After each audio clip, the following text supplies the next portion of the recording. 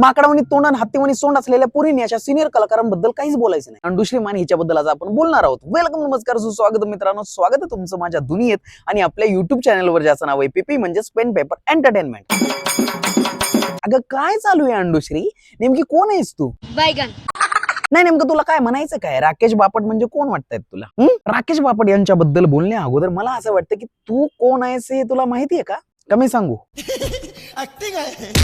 माकडावणी तोंड आणि हत्तीवणी सोंड असलेल्या पुरीने अशा सिनियर कलाकारांबद्दल काहीच बोलायचं नाही. तोंडावर नाही ताबण म्हणे मला घरातच राहायचं रे बाबा. चूतिया लिखा है क्या? आता अख्ख्या घरातली सगळी मंडळी म्हणतात की राकेश बापट हे त्यांची तब्येत ठीक नाहीये, त्यांना बेडवर झोपायचं होतं, पण अनुश्री माने ही ऑलरेडी त्यांच्या बेडवर झोपलेली होती.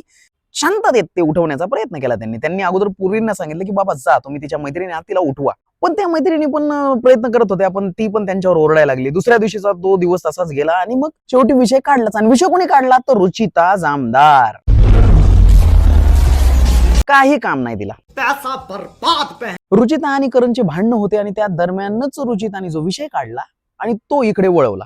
जेव्हा की कोणाच्या डोक्यात हा विषय नव्हताच की ठीक आहे बाबा चला जाऊ द्या, होऊन जाऊ द्या ते. पण त्या दरम्यान रुचिताने जो विषय काढला होता त्यावरून हे अनुश्री पण उठली की हा असे हाताला वगैरे ओढतात, असं झालं तसं झालं. तरी राकेश बापट खरंच यार म्हणजे एवढ्या संयमाने त्यांनी तो विषय हाताळला वगैरे. पण राग येणारच ना, अख्खं घर त्यांच्या सपोर्ट मध्ये आहे, पण तरी ही पोरगी ऐकायला तयार आहे. नेमकी कोणीच तो शेंबडी आहे?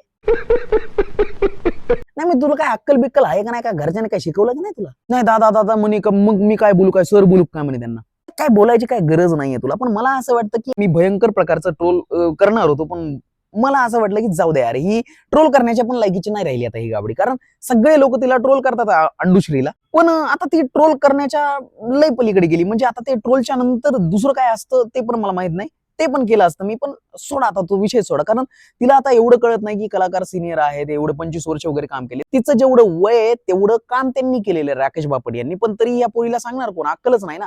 शाळा शिकली असेल, तिला कळलं असतं, पण शाळेमध्ये ही फक्त खिचडी खायला जायची. खरवड द्या खरवड येड्या डोक्याची. तिच्या ज्या काही मैत्रिणी आहेत रुचिता जामदार आणि ती दुसरी कोलते. आता माझं असं म्हणणं होतं की ती कोलते जी आहे तर ती बोलता तिने पण समजून सांगायला पाहिजे होतं. पण ती दुसरीकडे गुलू करते की ते विशाल कुटियांजवळ की नाही असं ती विरोधात बोलती, याच्या आपली मैत्रिणी आपण समजून सांगितलं पाहिजे. अरे मग सांग ना.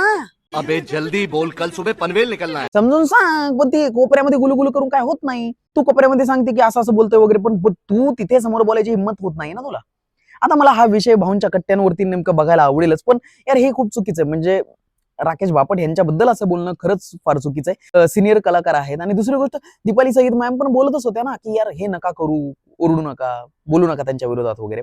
पण अंडुश्री माने काय ऐकायला तयार नाही. पण अंडुश्री माने म्हणजे नाही बाबा, तिचं डायरेक्ट त्या प्रभू शेळके बरोबर लग्न लावून द्या, ही तिची साज आहे. संपला विषय मित्रांनो. तर भेटूया पुढल्या रिव्ह्यू रोस्टिंगच्या व्हिडिओमध्ये. आणि तोपर्यंत प्लीज चॅनलला लाईक करा, शेअर करा, सबस्क्राईब करायला मात्र विसरू नका. कारण ही पीपीची दुनिया जरी माझी असली तरी हे चॅनल आपलं. Thank you so much guys. यार उन्हामध्ये असा टेरेसवरती व्हिडिओ बनवतोय, सो त्यामुळे माझे डोळे असे बंद पडतायत. लवकर दुसरे पण व्हिडिओज वगैरे मी बनवेल स्टुडिओमध्ये थांबून, किंवा असा चांगला पॉडकास्टचा सेटअप वगैरे लावून असे भरपूर काही व्हिडिओज वगैरे करायचे. पण सध्या माझ्याकडे तेवढा वेळ नाहीये, कारण अशा फालतू लोकांसाठी वेळ काढून व्हिडिओ बनवणं म्हणजे